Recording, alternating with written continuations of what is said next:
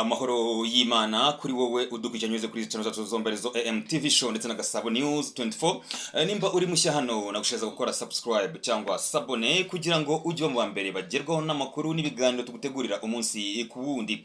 Nimba kunze ibiganiro byacu bisharinge bigere kure hashoboka kanda like ndetse wanadusangiza ibitekerezo byawe unyuze hasi muri section ya comment.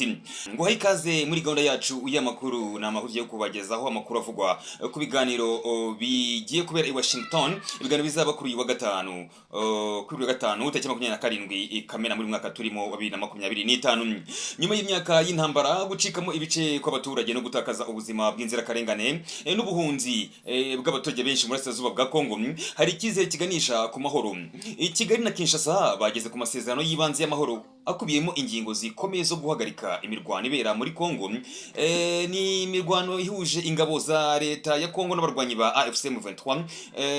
Ibyo baganira rero harimo gufasha impunzi gutaha no kugenzura umutekano ku mipaka. Kuri inshuro samagambo gusa. Tariki 27 Kamena muri mwaka turimo 2025 bimaze kwemezwa na Perezida wa Leta Zunze Ubumwe za Amerika Donald Trump ko Minisitiri w'Ububanyi n'Amahanga w'u Rwanda n'uwa Kongo barongera guhurira i Washington DC aho barasinya amasezerano mu izina ry'abaturage barambiwe intambara. Ariko se aya masezerano azagira icyo ahindura ku buzima bw'abaturage bo mu Burasirazuba bwa Kongo? Ese M23 izemera kumanika amaboko? Ni mu gihe abaturage bo mu Burasirazuba bwa Kongo by'umwihariko abatuye mu mujyi wa Goma bafite amatsiko yo kureba niba koko aya masezerano azatanga umusaruro cyangwa nimba azamera nk'andi yose yagiye asinywa hagati y'impande zihanganye ariko niyubahirizwe. Ku ruhande rw'abarwanyi ba AFC M23 bahanganye mu ntambara na leta ya Kongo bashinja leta kuba akenshi ariyo itubahiriza ibiba byemejwe n'impande zombi. Ngo ikaze, iyi ni nkuru kwibandaho muri gahunda yacu y'amakuru. Ngiye mugiye kubana nitwa Etienne Besa. Ngo haye ikaze. White House, iyi ni presidency ya Leta Zunze Ubumwe za Amerika iyobowe na Perezida Donald Trump, amaze gutangaza ko nta kabuza kuri uyu wa gatanu tariki 27 Kamena muri uyu mwaka turimo 2025 u Rwanda na Kongo rurasinya amasezerano y'amahoro. Ibiro bishinzwe ububanyi n'amahanga bya Leta Zunze Ubumwe za Amerika byatangaje ko u Rwanda na Kongo byumvikanye ku nyandiko y'ibanze y'amasezerano y'amahoro nyuma y'iminsi bari mu biganiro by'inzobere z'impande zombi. Ibiganiro byabaye mu cyumweru cyashize. Masad Barros, umujyanama mukuru wa Perezida Trump kuri Afrika, yatangaje ku rubuga rwa X ko atewe ishema no kuba yarahagarariye ibyo biganiro byagejeje ku kumvikana kw'impande zombi. Itangazo ry'ibiro by'ububanyi n'amahanga bwa Amerika rivuga ko amasezerano yagezweho hagati y'u Rwanda na Kongo yubakiye ku itangazo ry'amahame yumvikanyweho n'impande zombi mu kwezi kwa Mata, kandi areba inyungu za politike, iz'umutekano n'iz'ubukungu ku mpande zombi. Zimwe mu ngingo zigize amasezerano yumvikanyweho zirimo kubaha ubusugire bw'imipaka, guhagarika imirwano, kuvana ingabo mu bikorwa, kwambura intwaro inyeshyamba, kwakira imitwe yitwara gisirikare itari ya leta habanje kugira ibisabwa, gushyiraho uburyo buhuriweho bwo kugenzura umutekano no gufasha gucyura impunzi n'abavuye mu byabo bakagaruka imbere mu gihugu. Ibiro bya Perezida wa Amerika byemeje ko birakira Minisitiri w'Ububanyi n'Amahanga wa Kongo n'u Rwanda kugira ngo basinye amasezerano. N'amasezerano arabagaririwe na Marco Rubio, uyu ni Minisitiri w'Ububanyi n'Amahanga wa Amerika.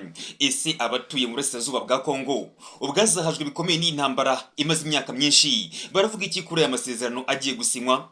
Hari icyizere ko iyi ntambara igiye kuba amateka? Ese bashyigikiye uruhande rubayoboye uyu munsi rwo rwa AFC M23 cyangwa bashyigikiye leta Kinshasa? Umujyi wa Goma wigaruriwe n'abarwanyi ba AFC M23 baganiriye n'itangazamakuru. Resultat ya bien.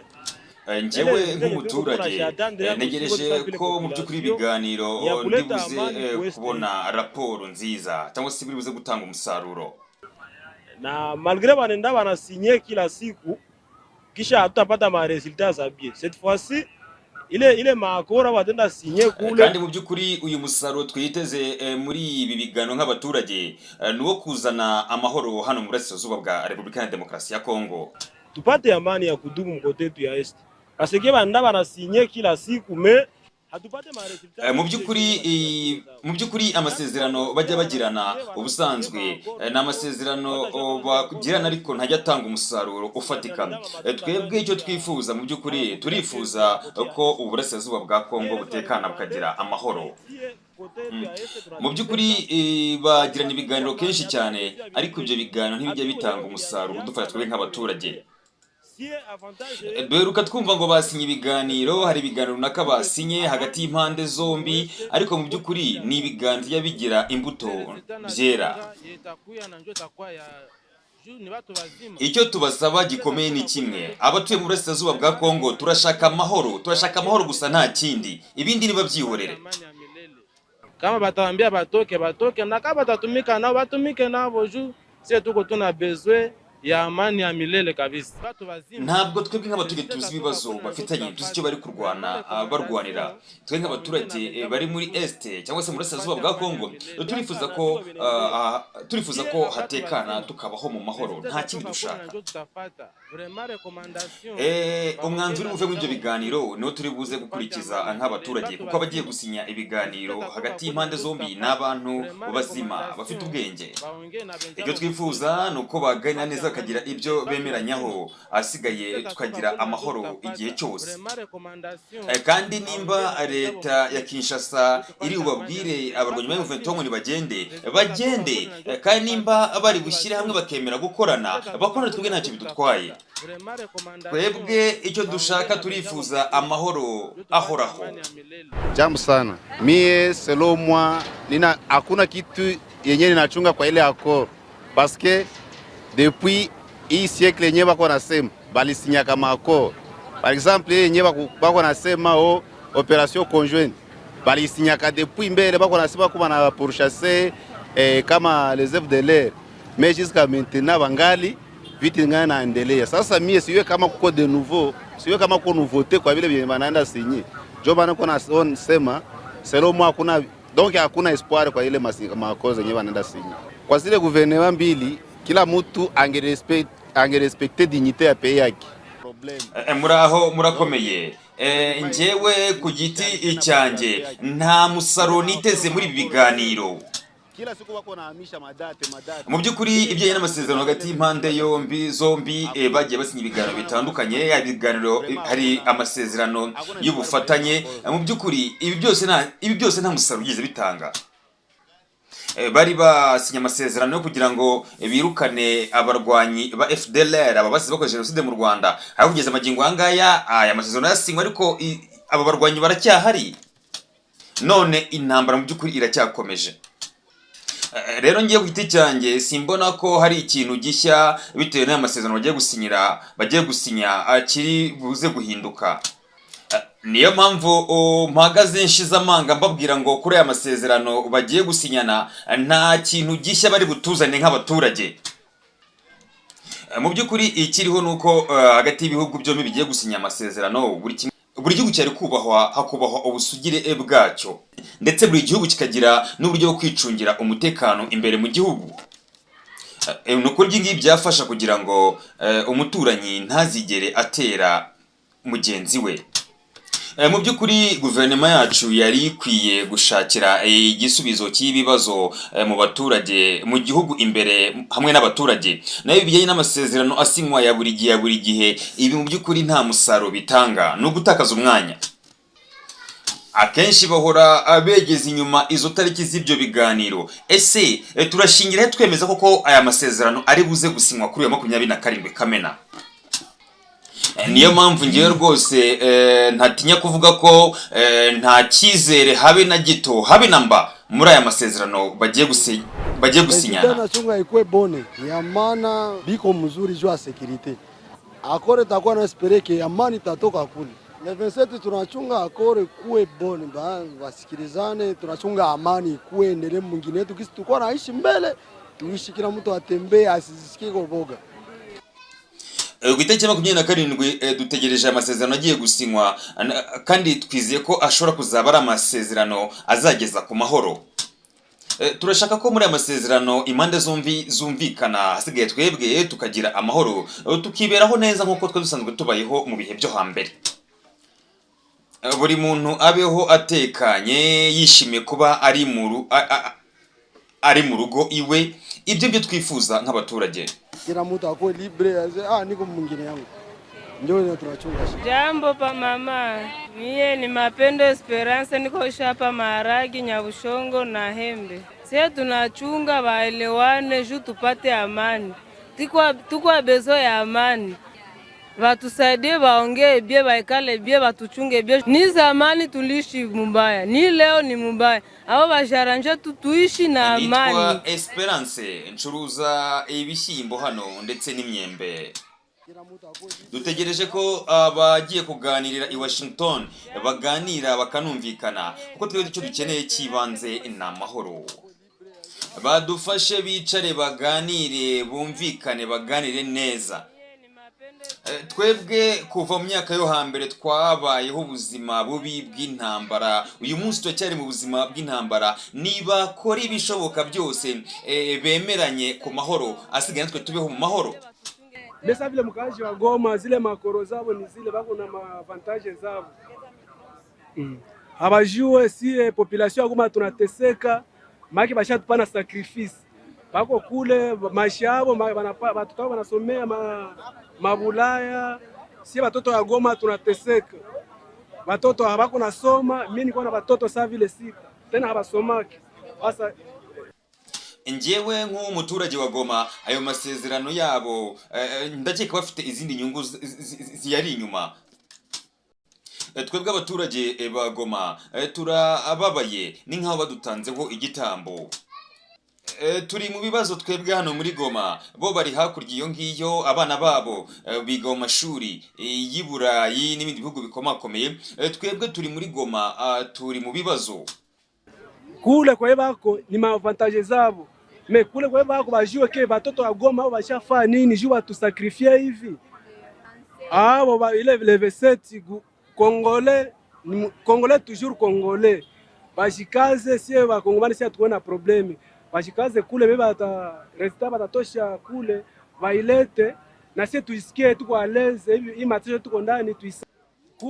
Mu by'ukuri hano muri Goma abana ntago biga. Njye mfite abana 6 bose ntago bajya ku ishuri. Abari barangwa ngo bari mu biganiro, izo ngizo ni inyungu zabo. Gusa twakibaza abatuye Goma twebwe twacumuye iki kugira ngo tubeho mu bibazo mw'ubu buryo.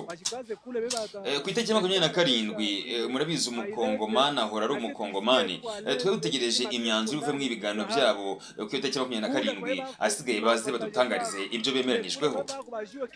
Goma bashafa nini jua tusakrifie hivi. Abo ile level 7 Congolais toujours Congolais. Bashikaze sie ba Kongomani sie tuona problemi. Bashikaze kule beba ata resta batatosha kule bailete na sie tuisikie tuko aleze hivi matisho tuko ndani tuisa. Ku ngingo ijyanye no kuba harandi masezerano cyangwa ibiganiro bihuza impande zombi zishyamiranye mu burasirazuba bwa Kongo yagiye asinywa ariko nashyirwe mu bikorwa. Ubuyobozi bw'abarwanyi ba AFC M23 bushinja leta ya Kinshasa ko itajya yubahiriza ibyemeranijwe n'impande zombi, nk'uko bigarukwaho na Lawrence Kanyuka, umuvugizi wa M23. À des négociations kugira ngo tugire ibyo twumvikanaho, afin que nous puissions trouver la paix chez nous en RDC, kugira ngo tubashe kubona amahoro hano iwacu muri Repubulika ya Demokarasi ya Kongo. Mais de notre côté, nous avons fait tout ce qui nous a été demandé. Ku rundi ruhande twebwe ku ruhande rwacu twakoze ibyo twasabwaga byose, afin que nous puissions avoir la paix chez nous, kugira ngo by'ukuri tubashe kubona amahoro hano iwacu, et continuer ce dialogue jusqu'à aboutir à un cessez-le-feu effectif. Twakomeje ibyo biganiro bigeza naho mu by'ukuri twubahiriza amasezerano yo guhagarika imirwano. Mais ce que nous constatons, c'est le manque de volonté toujours du régime de Kinshasa.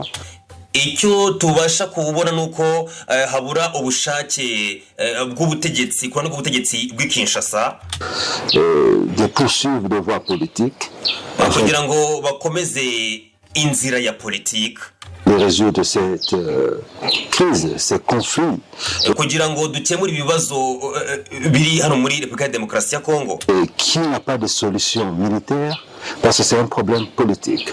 Kuko mu by'ukuri kinagwa ari ikibazo cy'igisirikare cyangwa se gisaba imbaraga z'igisirikare ngo gisaba imbaraga za politique. Kinshasa ne veut pas résoudre ce problème politiquement. Mu by'ukuri ubutegetsi bw'Kinshasa ntibugeze bukemura iki kibazo mu buryo bwa politique. Il veut la guerre. Barifuza intambara. Enfin, il a tout fait pour que nous puissions avoir un temps de retourner et rentrer chez nous. nayo mpamvu twafashe umwanya wo kugira ngo kuko batifuza kugira igihinduka twisubirire mu rugo. Ese murifuza intambara?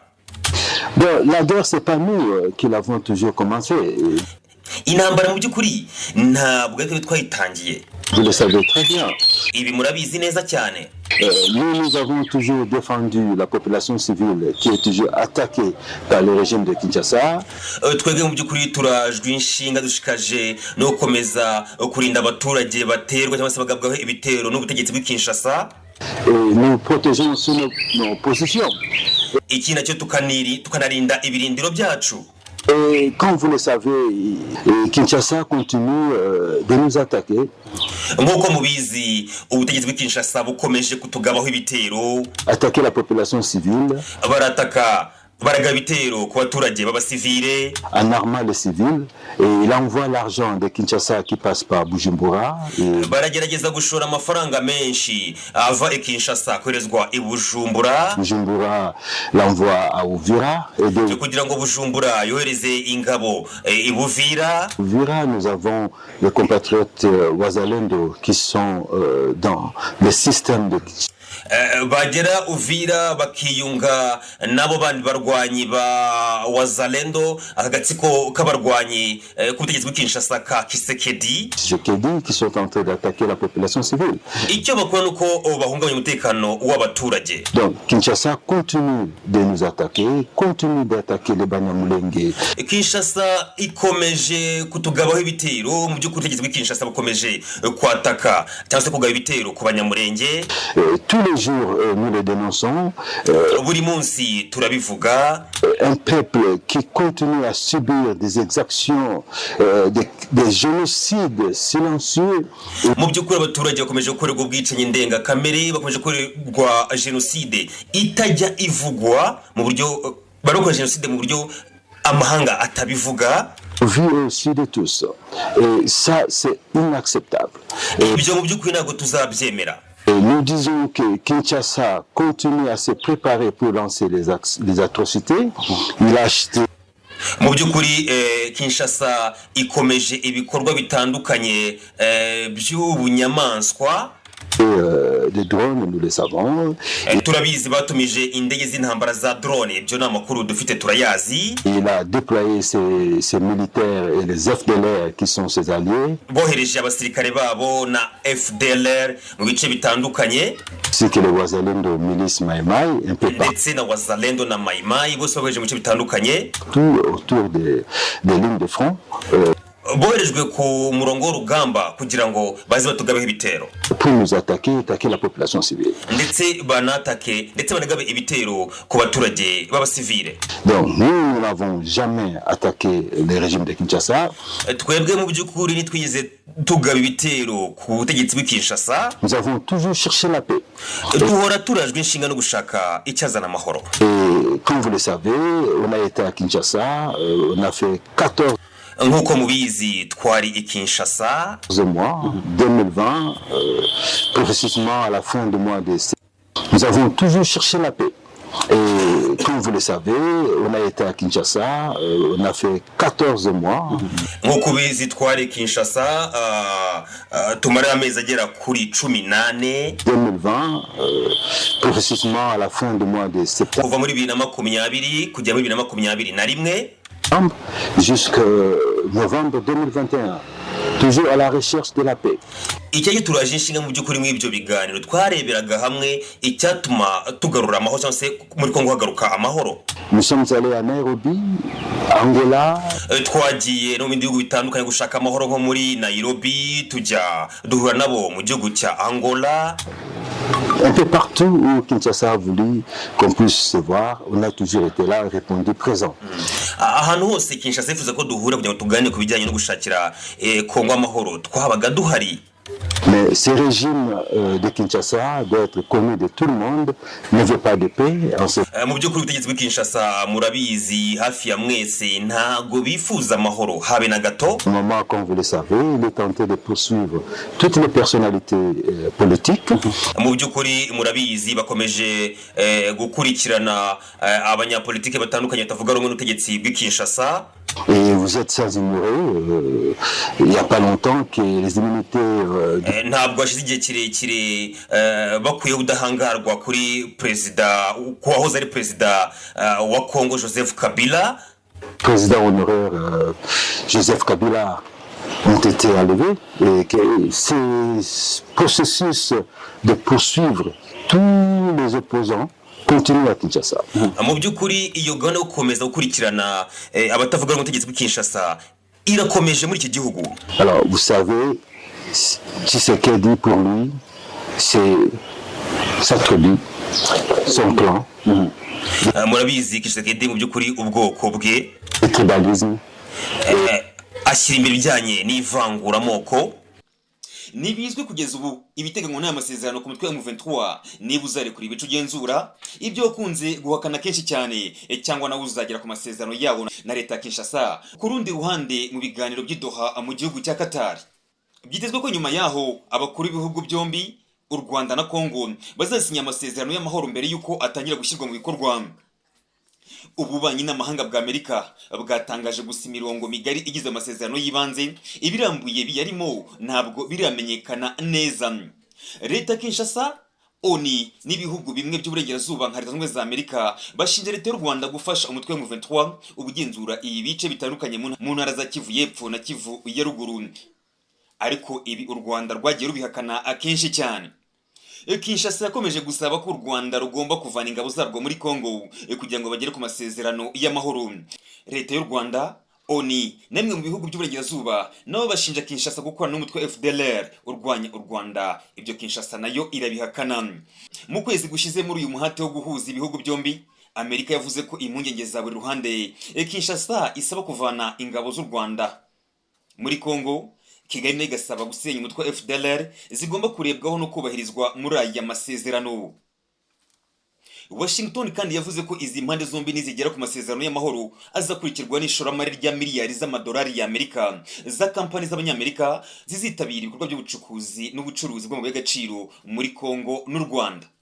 Abategetsi ba Amerika bavuze ko leta ya Qatar yitabiriye ibiganiro byagejeje kuri aya masezerano y'ibanze yagezweho kugira ngo bijyane imihate y'ibihugu byombi.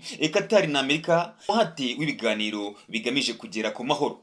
Ibiro bishinzwe ububanyi n'amahanga bya Amerika bivuga ko uruhande rwa Congo n'u Rwanda byishimiye umusanzu n'umuhate wa Leta Zunze Ubumwe za Amerika na Qatar nk'abafatanyabikorwa mu kubona igisubizo cy'amahoro. Uyu ni umusozo wacu w'iyi nkuru, reka ngushimire cyane wowe ubana natwe muri gahunda y'amakuru yacu buri munsi ubize kuri izi channel zacu zomberezo AM TV show na Gasabo News 24. Amakuru nkana kagaruka. Shalom.